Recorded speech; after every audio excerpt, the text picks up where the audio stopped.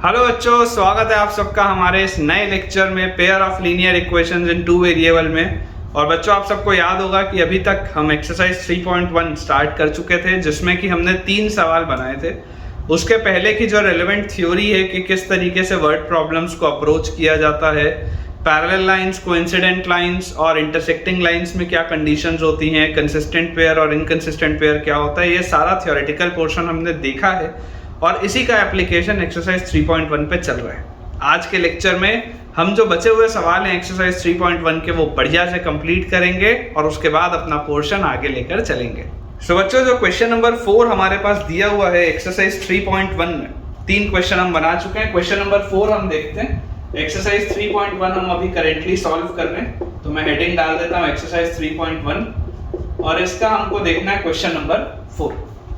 Question number 4 में again आपको consistent और इनकंसिस्टेंट पेयर्स बताने हैं, ठीक है, और उसका फिर आपको सॉल्यूशन भी निकालना है ग्राफिकली।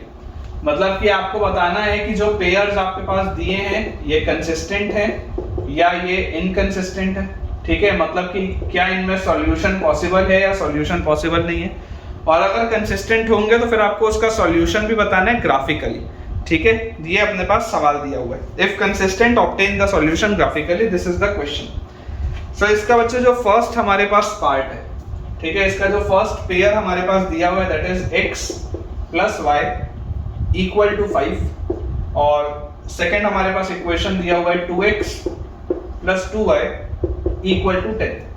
अब बहुत क्लियरली बच्चों देखो, आपको दिखाई दे रहा है कि अगर मैं a1 by a2, b1 by b2 और c1 by c2 को इवैल्यूएट करूं तो a1 by a2 मेरे पास आएगा 1 by 2, b1 by b2 भी मेरे पास आएगा 1 by 2 और c1 by c2 मेरे पास आएगा -5 by -10।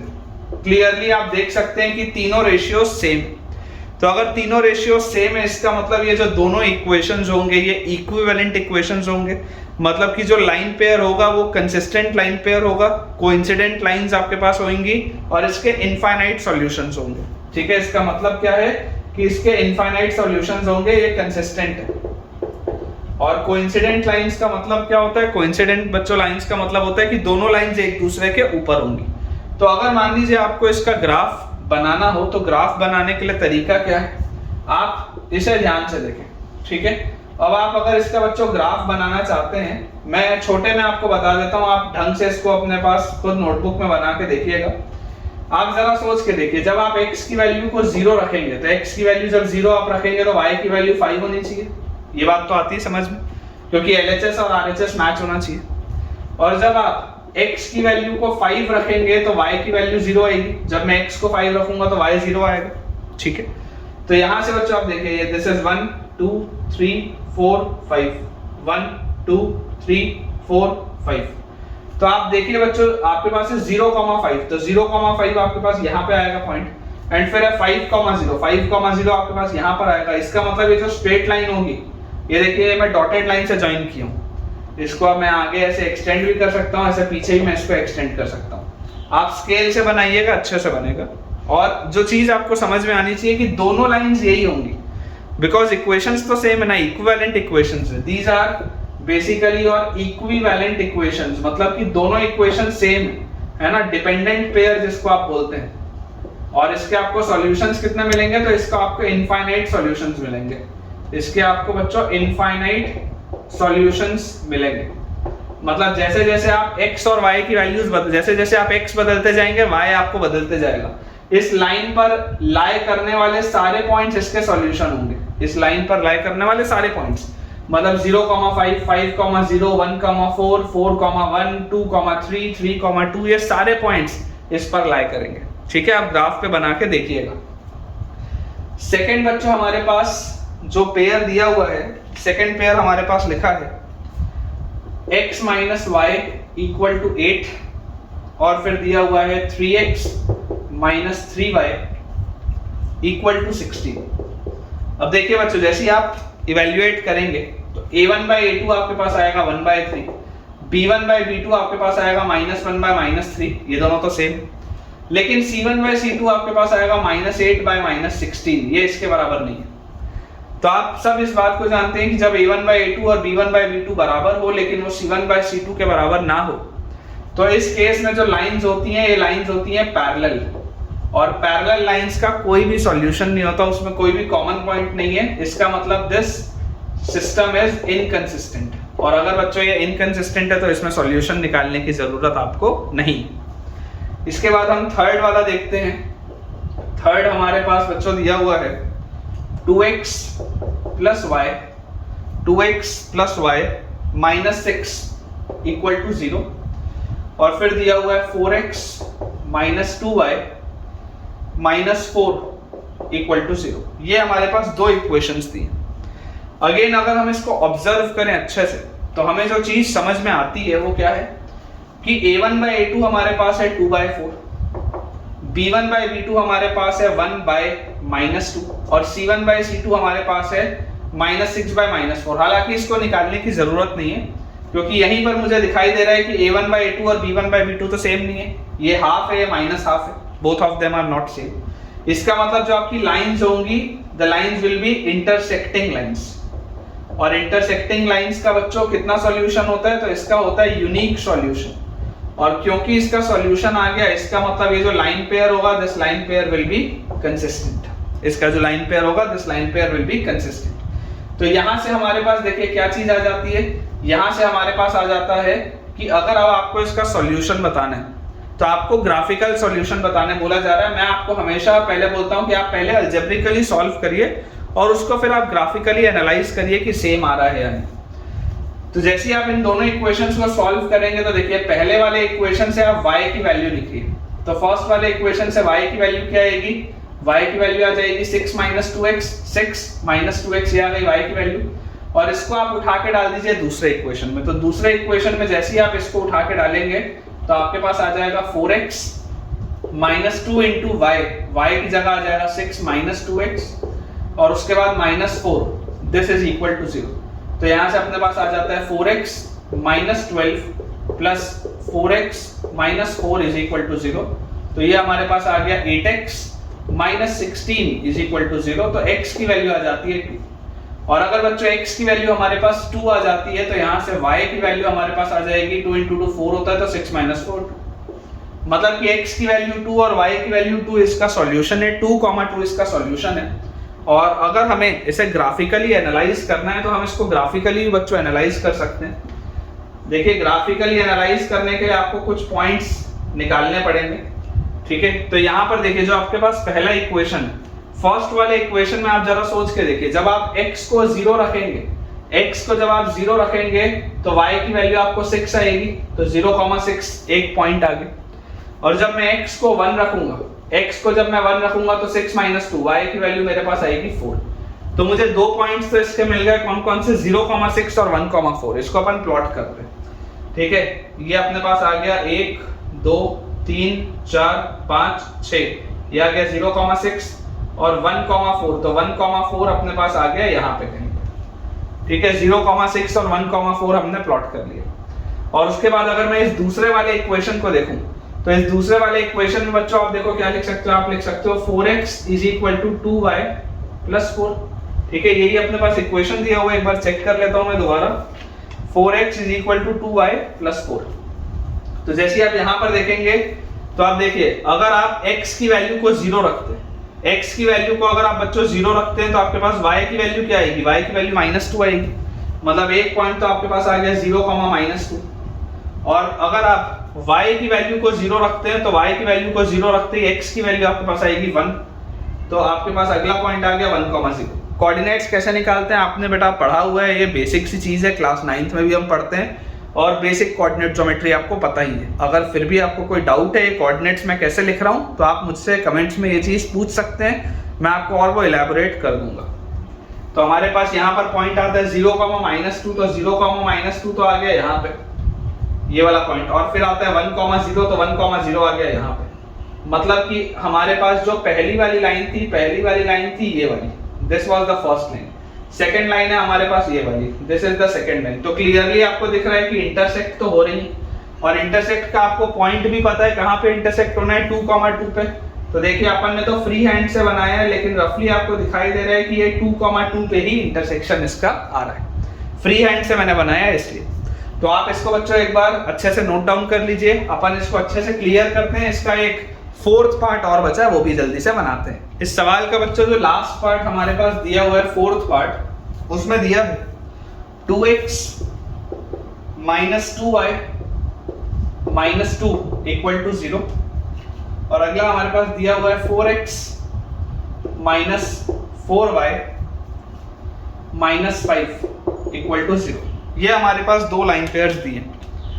देखिए जैसे आप इसमें a1 by a2 करेंगे तो a1 by a2 आएगा 2/4, b1 by b2 आएगा -2/-4, ये दोनों तो सेम है, और c1 by c2 आपके पास आएगा -2/-5, ये इसके बराबर नहीं है। तो clearly when a1 by a2 is equal to b1 by b2 is not equal to c1 by c2, इसका मतलब पैरेलल लाइंस है। और पैरेलल लाइंस में क्योंकि बच्चों कोई भी सॉल्यूशन नहीं आता है, इसलिए जो सिस्टम है, दिस सिस्टम इज इनकंसिस्टेंट, इसका कोई भी सॉल्यूशन आपको नहीं मिलेगा, तो इसको ग्राफ में बनाने की जरूरत नहीं। तो ये बच्चों जो चार पार्ट थे ये हमने देख लिए। अब हम देखते हैं क्वेश्चन नंबर 5। तो क्वेश्चन नंबर 5 हमारे पास वर्ड प्रॉब्लम दिया हुआ है। स्टेटमेंट लिखा है half the perimeter of a rectangular garden whose length is 4 meter more than its width is 36 meter, find the dimension of the garden। ये अपने पास सवाल है। तो अब आप सोच के देखिए, मान लीजिए आपने ये रेक्टेंगुलर गार्डन लिया और इस रेक्टेंगुलर गार्डन का आपने लेंथ ले लिया x और विड्थ ले लिया y। मैं यहाँ पर स्टेटमेंट भी आपके लिए लिख देता हूं कि let the length of the rectangular garden, let the length of the rectangular garden be x, ठीक है, and width be y, and width या breadth be y। अब जैसे हमने ये किया तो इसका पेरीमीटर क्या होगा? पेरीमीटर आपके पास आता है, पेरीमीटर बच्चों आपके पास आता है twice of length plus breadth. तो लेंथ प्लस ब्रेड्थ मतलब twice of x plus y, ये पेरीमीटर होता है। स्टेटमेंट आपको क्या लिखा है? स्टेटमेंट आपको दिया हुआ है half the perimeter of a rectangular garden is 36 metre. Half the perimeter twice of x plus y, इसकी वैल्यू आपको दी हुई है 36, सबसे पहली चीज। और फिर लिखा है whose length is 4 metre more than its width, whose length is 4 metre more than its width, मतलब कि अगर आप लेंथ में से width को माइनस करेंगे तो 4 बचेगा। whose length is 4 metre more than its width, मतलब width छोटा है, लेंथ बड़ा है, लेंथ में से मैं width को सब्ट्रैक्ट करूंगा तो 4 आएगा। ये हमारे पास दिया हुआ है। तो बोला जा रहा है find the dimension of the garden. अब बच्चों यहां से आप देखिए 2 से ये 2 गया तो x प्लस y की वैल्यू आपके पास है 36, x माइनस y की वैल्यू आपके पास है 4। अगर आपको इसको सॉल्व करना है तो मैं आपको बोलता हूं आप सिंपली इसको ऐड कर दीजिए। ये सब्स्टिट्यूशन, एलिमिनेशन सब मैं आपको सिखाऊंगा, लेकिन मैं आपको बोल रहा हूं आप सिंपली इसको ऐड कर दीजिए। जैसे ही आप ऐड करेंगे आप देखिए माइनस y और प्लस y कटेगा, x और x ऐड होके हो जाएगा 2x, 4 और 36 ऐड होके हो जाएगा 40, तो x की वैल्यू आ जाएगी 20। और जैसे ही बच्चों x की वैल्यू हमारे पास 20 आ जाती है तो अब x को अगर आप 20 यहाँ पर रखेंगे तो यहाँ से आपके पास y की वैल्यू क्या आ जाएगी? अगर मैं x को 20 रखूंगा तो y की वैल्यू आ जाएगी 16, ठीक है। इसका मतलब इसका लेंथ कितना आएगा? लेंथ आपके पास जो आ जाएगा रेक्टेंगुलर गार्डन का, ये जो आपके पास रेक्टेंगुलर गार्डन है, इस रेक्टेंगुलर गार्डन का बच्चों लेंथ हमारे पास आएगा 20 मीटर्स और विड्थ इसका अपने पास आ जाएगा 16 मीटर्स, ठीक है। तो आई होप आपको बच्चों ये चीज क्लियर हो गई होगी। नेक्स्ट बच्चों हमारे पास दिया हुआ है क्वेश्चन नंबर 6। इसमें आपको बोल रहा है given the linear equation 2x plus 3y minus 8 equal to 0। आपके पास ये एक लीनियर इक्वेशन गिवन, ठीक है, ये इक्वेशन आपको गिवन है 2x plus 3y minus 8 equal to 0. Write another linear equation in two variables such that the geometrical representation of the pair so formed is intersecting lines. मतलब आपको सबसे पहले intersecting lines हो, उसके लिए आपको एक इक्वेशन लिखना है। intersecting lines के बाद सेकेंड बच्चों आपके पास इक्वेशन लिखना है आपको पैरेलल लाइंस के लिए। मैं समझा देता हूँ इसका मतलब क्या है पैरेलल लाइंस के लिए। एंड थर्ड हमको लिखना है कोइंसिडेंट लाइंस के लिए, कोइंसिडेंट लाइंस के लिए। बेसिकली ये सवाल आपको क्या बोल रहा है मैं आपको समझाता हूँ। सवाल आपको बोल रहा है कि ये जो आपने पेयर ऑफ लीनियर इक्वेशन लिखा है 100% इसके करस्पॉन्डिंग आपके कार्टेशियन प्लेन में कोई ना कोई स्ट्रेट लाइन होगी। ऐसा ही मतलब स्ट्रेट लाइन है, कोई ना कोई स्ट्रेट लाइन होगी। आपको एक लीनियर इक्वेशन और लिखना है ताकि जो पेयर बने दोनों स्ट्रेट लाइन का वो इंटरसेक्टिंग हो, फिर पैरेलल हो, फिर कोइंसिडेंट हो। ऐसे आपको एग्जांपल्स लिखने। आप इस बात को समझिए कि ऐसे इनफाइनाइट एग्जांपल्स हो सकते हैं, हजारों करोड़ों आप इस तरीके के एग्जांपल्स लिख सकते हैं, उसमें कोई भी दिक्कत नहीं। देखिए इंटरसेक्टिंग लाइंस के लिए जो बेसिक सा फंडा होता है वो ये होता है कि a1/a2 और b1/b2 सेम नहीं होना चाहिए, रेशियो जो होता है सेम नहीं होना चाहिए। तो आप कुछ भी यहां पर लिख सकते हैं, बस आपको यही चीज लिखनी है कि a1/a2 और b1/b2 का रेशियो सेम ना आए। जैसे आपकी बुक में इसका एग्जांपल दिया हुआ है 3x + 2y - 7 = 0। आपकी बुक में शायद ये दिया हुआ है 3x + 2y - 7 = 0। तो अब आप समझिए a1/a2 क्या है 2/3, b1/b2 क्या है 3/2, मतलब हो गया इंटरसेक्टिंग लाइंस। आप यहां पर कुछ भी लिख सकते हैं, आपको सिर्फ ये इंश्योर करना है कि a1/a2 और b1/b2 सेम ना आए। तो ऐसे सवालों के इनफाइनाइट आंसर्स हो सकते हैं, ठीक है। ऐसे सवाल जनरली आपके एग्जाम्स में नहीं आते क्योंकि इसके बहुत सारे आंसर्स होना पॉसिबल है। फिर आता है पैरेलल लाइंस। तो पैरेलल लाइंस में हमको क्या इंश्योर करना होता है कि a1/a2 और b1/b2 हमेशा सेम हो, लेकिन वो c1/c2 के बराबर ना हो।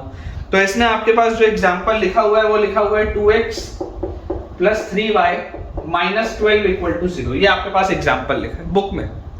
देखिए a1/a2 क्या है 2/2 1, b1/b2 क्या है 3/3 1। तो a1/a2 और b1/b2 तो सेम है। अब यही होना चाहिए था और ये चीज c1/c2 के बराबर नहीं होना चाहिए था। तो देखिए c1/c2 अलग है, -8/- 12 आएगा 2/3। तो a1/a2 1 था, b1/b2 1 था, लेकिन वो c1/c2 के बराबर नहीं है, इसलिए आपके पास ये लाइंस जो होंगी ये पैरेलल होंगी। एंड लास्ट है कोइंसिडेंट लाइंस। इसका एग्जांपल आपके पास लिखा हुआ है 4x + 6y - 16 = 0। 4x + 6y - 16 = 0। इसमें कोइंसिडेंट लाइंस में क्या होता है, कोइंसिडेंट लाइंस का मतलब होता है कि a1/a2 b1/b2 और c1/c2 ये तीनों ही रेशियो सेम होने चाहिए। तो अगर आपने यहाँ 2x लिखा और यहाँ 4x लिखा है तो देखिए a1/a2 क्या आ रहा है 1/2, b1/b2 भी क्या आ रहा है 3/6 1/2, c1/c2 भी क्या आ रहा है -8/- 16 1/2। तो हमें सिर्फ यही चीज इंश्योर करनी है कि a1/a2 b1/b2 और c1/c2 का रेशियो सेम हो, और अगर ये रेशियो सेम होगा तो लाइंस विल बी कोइंसिडेंट। सो बेटा एक लास्ट जो क्वेश्चन है आज के लेक्चर का और इस एक्सरसाइज का, लास्ट क्वेश्चन आपके पास दिया है question number 7। Draw the graph of the equation x - y + 1 = 0 and the equation 3x + 2y - 12 = 0। आपको इन दोनों का ग्राफ बनाना है। फिर बोला जा रहा है determine the coordinates of the vertices of the triangle formed by these lines and the x axis and shade the triangular region. अब बच्चों ध्यान से आप देखिएगा, बोला क्या जा रहा है, हमें बोला जा रहा है आपको ग्राफ बनाना है। तो सबसे पहले अगर मैं इसका ग्राफ पकड़ूं तो x की वैल्यू क्या है y - 1 के बराबर। आप लिख सकते हैं x = y - 1। जब आप x को 0 रखेंगे तो y की वैल्यू 1 आएगी, जब आप x को 0 रखेंगे तो y की वैल्यू 1 आएगी, जब आप x को 1 रखेंगे तो x को 1 रखते ही आपके पास y की वैल्यू 2 आ जाएगी, x को अगर मैं 1 रखूंगा तो y की वैल्यू 2 आ जाएगी। मिल गए मुझे दो कोऑर्डिनेट्स। इस स्ट्रेट लाइन को बनाने के लिए दो कोऑर्डिनेट्स मेरे पास है। इसका मैं थोड़ा सा बड़ा ग्राफ बनाता हूं क्योंकि इसमें शेड भी करना है ट्रायंगुलर रीजन को, तो आपको समझ में आना चाहिए। देखिए ये आपके पास बच्चों y एक्सिस होता है, ये x एक्सिस होता है। यहां पर आपके पास है पहला कोऑर्डिनेट 0, 1। यहां पर अपन ले लेते हैं this is 1, this is 2, this is 3, this is 1, this is 2, this is 3। कोशिश करेंगे कि अपन इतने में ही ऐसी हम वैल्यूज लें ताकि बहुत बड़ा स्केल आपको ना करना पड़े। पहला कोऑर्डिनेट है 0, 1, तो x = 0 और y = 1, तो यार ये वाला कोऑर्डिनेट आएगा 0, 1। दूसरा आपके पास है 1, 2। x की वैल्यू 1 रखने पर y की वैल्यू आपको मिलनी चाहिए 2, तो यहां पर आपके पास आएगा दूसरा कोऑर्डिनेट। तो आपके पास क्लियरली बच्चों ये वाली एक स्ट्रेट लाइन तो आपको बनती हुई दिखाई दे रही है। This is a straight line. ये वाली जो स्ट्रेट लाइन है व्हिच इज x - y + 1 = 0, ये वाली स्ट्रेट लाइन हमने बना ली। ये डॉटेड लाइन जो है ये वाली स्ट्रेट लाइन। सेकंड हमारे पास है 3x + 2y - 12 = 0। तो इसको भी देखिए, आपको अगर बनाना है तो आप इसको क्या लिख सकते हैं आप इसको लिख सकते हैं 3x plus 2y equal to 12। 3x plus 2y equal to 12। अब जरा आप सोच के देखिए, जब आप x को 0 रखेंगे तो y की वैल्यू आपको 6 मिलेगी, बहुत ऊपर चला जाएगा नहीं रखते 0। अगर मान लीजिए मैं x को 2 रखूं, तो अगर बच्चों मैं x को 2 रखूंगा तो 2 रखते ही मेरे को y की वैल्यू 3 मिलेगी। ये मैं रख सकता हूं, देखो जैसे ही मैं x को 2 रखूंगा तो x को 2 रखूंगा तो 3 × 2 6 हो जाएगा, 12 में से 6 सब्ट्रैक्ट होगा तो 6 बचेगा, y की वैल्यू 3 आएगी। देख लो 2,3 इसको सेटिस्फाई करेगा। जब आप x की जगह 2 रखेंगे और y की जगह 3 रखेंगे तो सेटिस्फाई हो जाएगा। ये चीज तो आती है समझ में। और मैं क्या रख सकता हूं, तो आप जरा सोच के देखो, अगर आप x को 4 रखोगे, अगर बच्चों आप x को 4 रखोगे, यहाँ पर 4 भी लिख देते हैं, अगर आप x को 4 रखोगे तो x को 4 रखने पे ये 12 हो जाएगा तो y की वैल्यू आ जाएगी 0। तो ये भी आपको मिल गया एक कोऑर्डिनेट। एक कोऑर्डिनेट आया 2,3, एक आया 4,0। तो 2,3 कहां पर होगा? 2,3 आपके पास होगा यहाँ पे कहीं पे, यहाँ पर कहीं पे आपके पास होगा 2,3। हो सकता है इसी लाइन पर लाई करे। क्या इस लाइन पर लाई करेगा क्या? तो अगर आप यहाँ पर रखेंगे 2,3 तो देखो लाई कर रहे हैं। ये वाली जो लाइन है, ये वाली जो लाइन है देखो, इसमें 2,3 सेटिस्फाई हो रहा है। x की जगह 2, y की जगह 3 रखेंगे, सेटिस्फाई हो रहा है, मतलब 2,3 इस लाइन पर लाई करेगा। और अगला पॉइंट है 4,0। 4,0 यहाँ पर होगा आपके पास। तो ये वाली भी जो स्ट्रेट लाइन होगी, इस स्ट्रेट लाइन को भी आप बना सकते हैं इस तरीके से। ये वाली भी स्ट्रेट लाइन आपकी बन गई, ठीक है। अब जैसे ही हमने ये चीज बना ली, ये वाली भी स्ट्रेट लाइन अपन ने ड्रॉ कर ली। तो यहां से बच्चों आपको बोला क्या जा रहा है? आपको बोला जा रहा है इनका ग्राफ बनाने के बाद determine the coordinates of the vertices of the triangle formed by these lines and the x axis. ये जो दोनों लाइंस हैं, है ना, ये वाली लाइन मैंने लिख दी थी, ये वाली लाइन आपके पास है 3x plus 2y minus 12 equal to 0। ये वाली आपकी लाइन है, दिस लाइन। आपको बोला जा रहा है ये लाइन और एक्स एक्सिस जो ट्राइंगल बना रहा है, आप उसको शेड करिए। तो ये हमने शेड कर दिया इस ट्राइंगल को, और इस ट्राइंगल के जो वर्टिसेस हैं आप उसका कोऑर्डिनेट बताइए। तो देखो एक वर्टेक्स तो ये वाला, ये वाला वर्टेक्स आपका कहां पर है? 2,3 पर है, तो एक वर्टेक्स तो 2,3। ये वाला जब आपको वर्टेक्स बताना है तो देखो ये वाली जो स्ट्रेट लाइन है, ये वाली स्ट्रेट लाइन एक्स एक्सिस को कब कट करेगी? जब y की वैल्यू 0 होगी। ये वाली जो स्ट्रेट लाइन है, ये वाली स्ट्रेट लाइन एक्स एक्सिस को कब कट करेगी? जब y 0 होगा। तो अगर आप y को 0 रखोगे तो y को 0 रखते ही x की वैल्यू -1 आ जाएगी, मतलब ये आपके पास आएगा -1,0। y को जैसे मैं 0 रखूंगा, y को 0 रखते ही x की वैल्यू आ जाएगी -1, मतलब ये वाला कोऑर्डिनेट आ गया -1,0। और ये वाला कोऑर्डिनेट आपके पास है 4,0, इसको तो आपने यूज किया ही है यहाँ पे बनाने में। तो इस ट्राइंगल के जो 3 कोऑर्डिनेट्स हैं, वो 3 कोऑर्डिनेट्स कौन कौन से हैं? पहला कोऑर्डिनेट है -1,0, दूसरा कोऑर्डिनेट है आपके पास 4,0 और तीसरा कोऑर्डिनेट है आपके पास 2,3। और ये इस ट्राइंगल को हमने बना लिया। कभी कभी अच्छे सवालों में इस ट्राइंगल का एरिया भी पूछा जाता है। तो इसका एरिया अगर आपको निकालना हो तो एरिया होता है हाफ बेस इंटू हाइट। तो हाफ बेस इसका कितना है? देखो ये 1 यूनिट और ये 4 यूनिट, तो बेस इसका है 5 यूनिट्स। और हाइट, इसकी हाइट कितनी है? इसकी हाइट है 3 यूनिट्स की। ये 2,3 है ना, इसकी हाइट है 3 यूनिट्स की, तो यहाँ पे 3। तो इसका एरिया आ जाएगा 15/2 स्क्वायर यूनिट्स, ठीक है। ये एडिशनल मैंने आपको कराया, आपकी बुक में नहीं पूछा हुआ है। तो ठीक है बच्चों, विद दिस हम अपने आज के लेक्चर के एंड पे पहुंच चुके हैं और एक्सरसाइज 3.1 भी बहुत बढ़िया तरीके से हमने कंप्लीट कर लिया है। मुझे पूरी उम्मीद है कि आपको ये सारे क्वेश्चंस और आज का लेक्चर बहुत अच्छे से समझ में आया होगा और आपके कंसेप्ट्स भी 100% क्लियर हुए होंगे। तो अगर आज आपको थोड़ा भी बेनिफिट हुआ इस लेक्चर से तो जल्दी से वीडियो को लाइक करें, चैनल को सब्सक्राइब करें और अपने सारे फ्रेंड सर्कल में इस वीडियो को और इस चैनल को रेफर करें ताकि उन सब की पढ़ाई बहुत बढ़िया तरीके से हो पाए। Thank you.